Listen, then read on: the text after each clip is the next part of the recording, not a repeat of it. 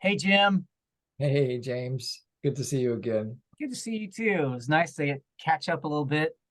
And I thought we might move into a little bit conversation about your needs wheel or needs mandala. And it's, I actually pulled out my IIT manual. You might recognize this Yeah, the yeah. manual, and on the back is the needs.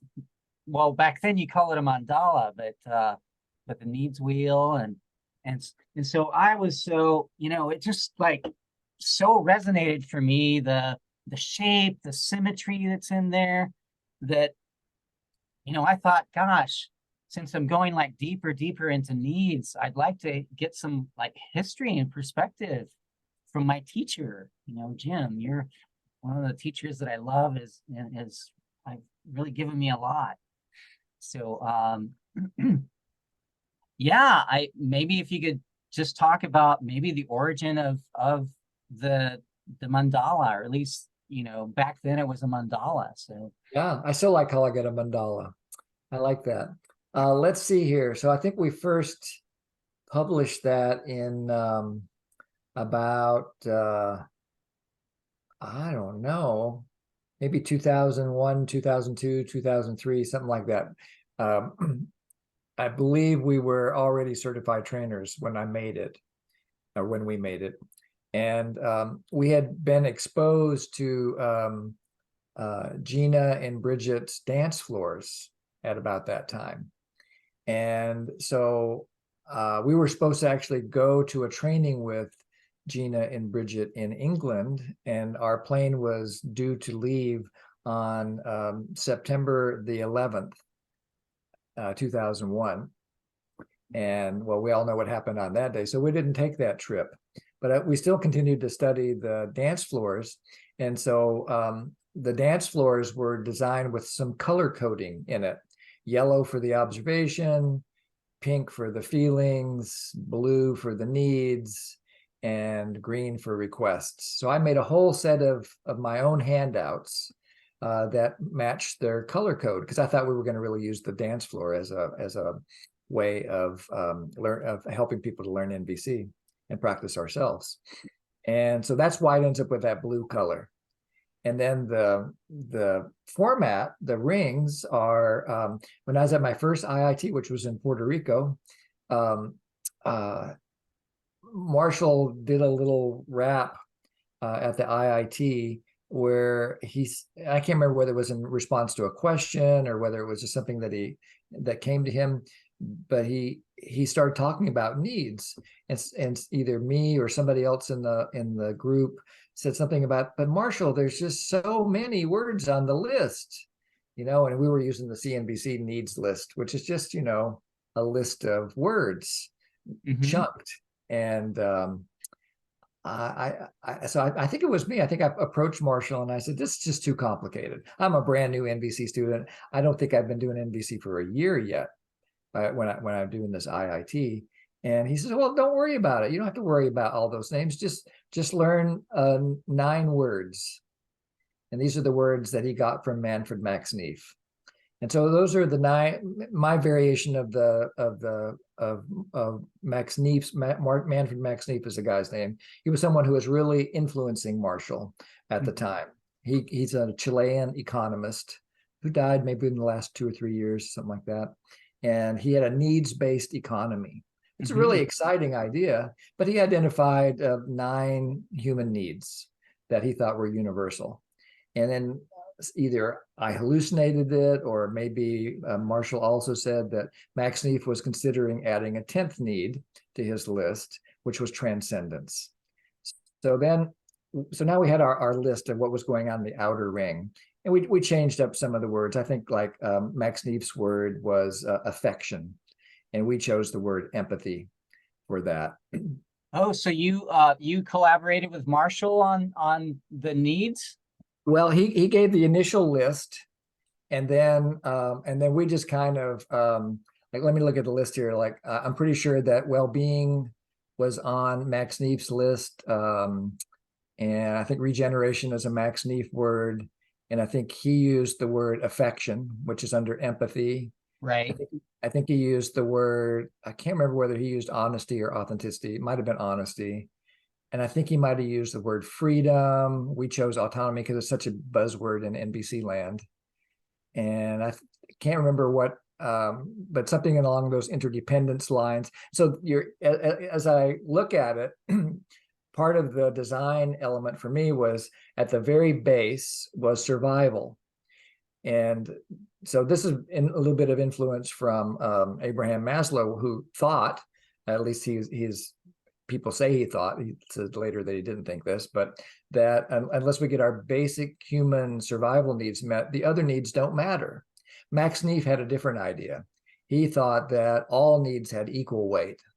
Even if you're starving and you're hungry and you're in poverty, you still have a need for regeneration. You still have a need for rest. You still have all these other needs are still alive. You just may not have enough energy to fulfill them. So I like that. So we put survival in the bottom as kind of a place to ground. And then we thought, well, what's the opposite of survival on this scheme? And that would be transcendence. Once you're thriving, then you can start transcending. And it seems to go with the flavor of the tall giraffe neck and so forth. And having a kind of a bird's eye view and the whole skills around presence and observing. Yeah. So, quick question about transcendence, because I know that Maslow added transcendence towards the end of his end of his life. And so you're saying that Max Neef also added that to his list? Maybe, I'm not sure. It was so long ago. Okay.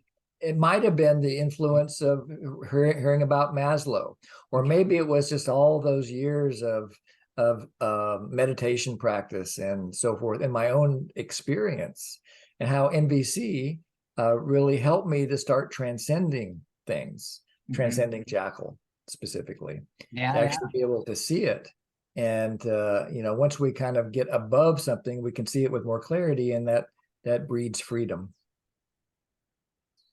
Nice. Yeah, everything you said resonates for me, and I totally see it, and I like the opposite from survival, right? Transcending kind of the physical plane of survival.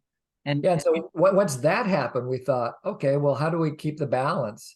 And so clearly honesty goes on one side and empathy goes on the other. So that became the 3 o'clock and the 9 o'clock spots. So now we had the main pieces there.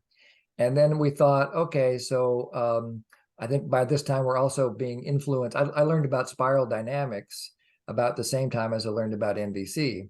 So there's also this kind of oscillation going on here between I needs and we needs. So autonomy being a real I need, and interdependence being a real we need. So that's the other opposite that I see. And then protection and well-being, they're kind of complementary. They're both protective. And meaning and regeneration would be the final pair. And so I really am glad we ended up with 10 instead of 9, because it makes for a much nicer set of pairing. Yeah. And I wonder, how did the circle geometry came into being? Was it, I know that, in your Buddhist practices, there's the mandala archetype, right? Yeah. Was that one of your design patterns that you used? I didn't really think specifically about a mandala, although once it started coming together, it certainly reminded me of a mandala. And I've used that. I use it a lot as a mandala in our classes. Just put it on the screen and let people kind of hang out with it for a while. And but I think that the circular idea came from me wanting to balance left and right brain. That lists are very left brain kind of things, and circles just, I don't know, I think it still ends up being a list. It's probably still a pretty left brain thing, but it kind of points to wholeness, points to the connection of all these needs and so forth. So that was what I didn't want to have a list. I really wanted something that had some pizzazz to it. And I never really considered myself a graphic artist or anything. It's just kind of a reflection of how I was holding it in my own brain. Beautiful. And I tell you, it worked for me. It just resonated in such a way that, gosh, I ended up, creating an art piece for Burning Man based on the. And let me just show a picture here. Um, I I remember that. I think, love that. yeah, yeah. So I commissioned an artist to create a version of it, and took it with me to Burning Man during my rite of passage, 2011. But yeah, and wow. So we've talked about. So you refer to it now as a wheel rather than a mandala. Is that just just more convenient for people, easier for people to understand? I think so. I think it's about kind of having more rapport with, as NBC has grown, I think we're attracting people that are maybe more mainstream, and maybe they never heard the word mandala before. And I actually don't think it was anything intentional about it, but it ends up being called a wheel a lot of the time. So I guess that's a wheel good idea. Works for me. And I've been doing like research, like going back to Marshall's book, the NVC book, Nonviolent Communication book, and looking for like clear definitions of feelings and needs, and realizing that um, it isn't as left brain as I'd like it sometimes, right? That he doesn't really he talks and focuses more on how needs and feelings are used, but less with a definition. Um, and I found as I'm teaching this stuff that sometimes definitions are really helpful. Absolutely. Yeah, I had the same experience, and I probably did the same thing you did. I went through and looked for definitions, and I finally found a definition for needs, yeah, but not in the first book. And I can't remember where I found it, but Marshall said that I don't know, it's on the bottom of the original handout, probably on the back of that thing that were Marshall's words. What's it say down there? This one says, let's see, resources required to sustain and enrich life. Yeah, that's the quote from Marshall. Needs are universal. Needs make no reference to any specific person doing any specific thing. Those are all three Marshall quotes, as far as I know. Yeah. Although I couldn't attribute them, but our friend Dan probably could. He could probably find the original sources for those. Yeah. Well, gosh. Can you think of anything else that you'd like to say about the needs mandala or the needs wheel? I think it can be really helpful. For a while, I was going to say it can be really helpful just to print it out and put it somewhere if you're a new NVC student. So we keep a copy on our refrigerator, even though this is burned into our brain, after 23 years of being an NVC trainer. But I recommend that people print it out, put it on the refrigerator, their bathroom mirror, and contemplate it. Even if you don't contemplate it, I think there's something in the unconscious that's going on when you're walking by something that looks like a needs wheel. It just kind of reminds some part of us that needs is a different way of looking at the world, a different way of thinking, as Marshall called it. And so I really want that. I think we are really up against it right now. I think last time I counted, there were like 6 or 7 existential crises that we are facing as a planet. And I think needs consciousness is the way out of it.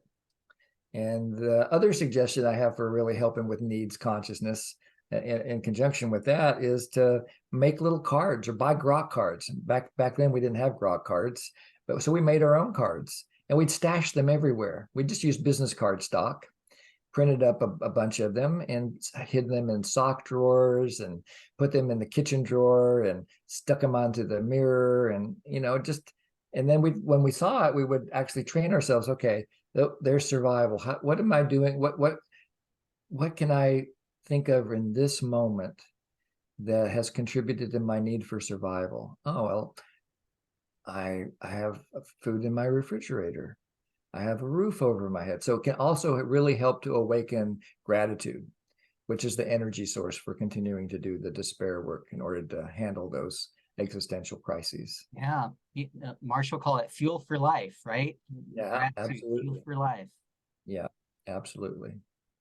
Yeah, what you said, Jim, really resonates for me. I have a version of the mandala on my fridge, and I have that art piece on my wall that I look at on a daily basis. And I tell you, my self-empathy practice has really blossomed as I just look at it. I look at the mandala, and it's like, what's alive in me right now? And it Yeah, really helps me to get clear with the energy, sort of like a little feedback loop that happens as yeah. I study and contemplate it. Yeah, it's a quality of focus. It really shifts focus. And then, when Marshall talked about empathy, he said there were three elements of empathy: space, presence, and focus. And so the mandala, I think, can really help with all of that, because you see it, you can't really take it all in.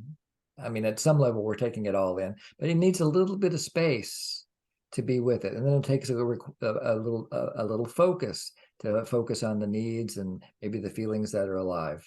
Um, um, so that's space, presence, and everything about needs. Everything about NVC seems to me to be a gentle reminder to become more present, including seeing these needs.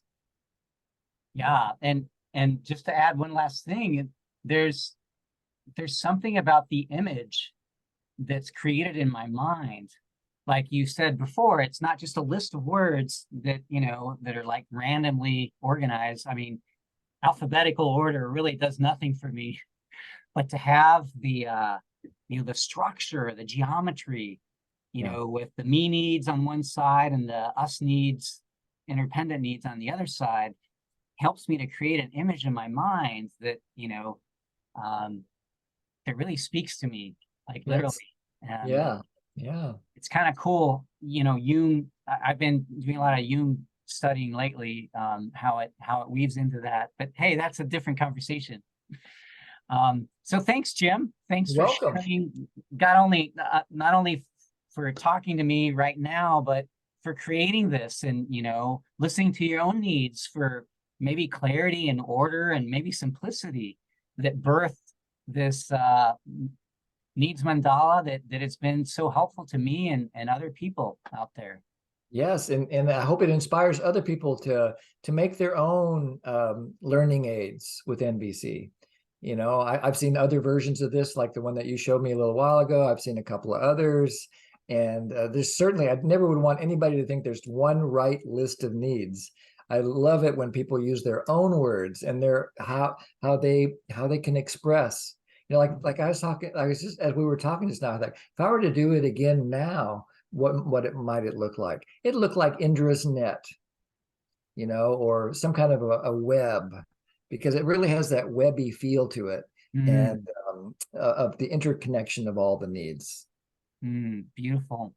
Yeah. Yeah, and the mandala inspired my earth-rooted needs flower. I use the flower as a framing metaphor, based on your work, and it's really blossomed into something, you know, very common and different at the Yeah, same yeah. time.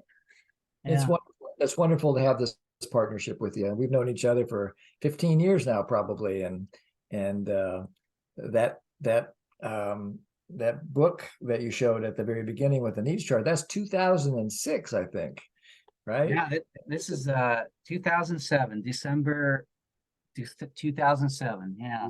Yeah, so that's what, 16 years. Yeah. Pretty amazing. Well, hey, thanks, Jim. You're And welcome. this is a good clip for sharing it with the world. So thanks for hanging out. All right, aloha. Aloha. See you next time. Okay.